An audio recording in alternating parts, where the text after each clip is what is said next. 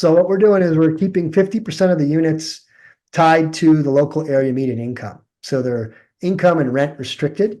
So the rents can essentially only go up so high, but people still need to have a job. They still need to apply for the housing, but you're opening up and creating more affordable housing, affordable by definition, right? You're looking at the local area median income and you take a percent of that, and that's the limit of where the person. We could talk about tax exempt apartments if that's something that you're interested in. Yeah, let's dive into that. That sounds cool. That's another, I would say niche asset class, Brett, that we've been focusing on for a couple of years now. Basically what it is, these apartment communities that we focus on are already stabilized from an occupancy standpoint, usually 90 to 95% occupied when we're acquiring them. And they're exempt from paying property taxes. So in Texas, for example, you have one of the highest millage rates in the country. 2-3% is pretty standard.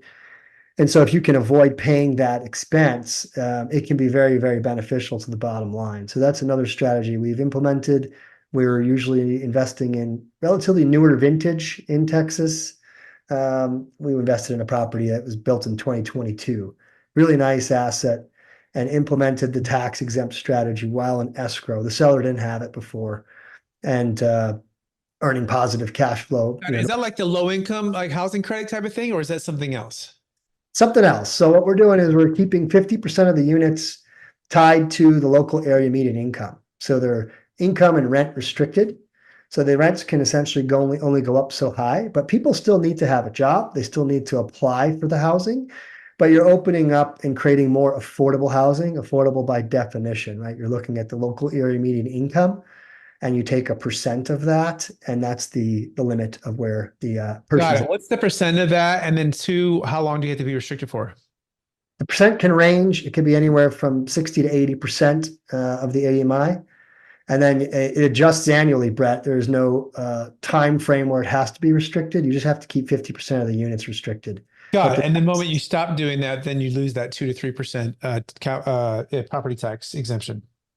Yeah, the property tax exemption is good for 99 years and it's transferable to the next owner, but you have to keep in compliance where 50% of the units are rent or income restricted. And I'll put it in context. Like, what does this mean? It's like, so on one property, we projected that in the first year, we're going to lower the rents by $250K annually. And for that, we receive a property tax exemption of over $1 million annually. So the net to the bottom line is pretty massive. And so you have a very nice positive cash flowing situation and valuation growth.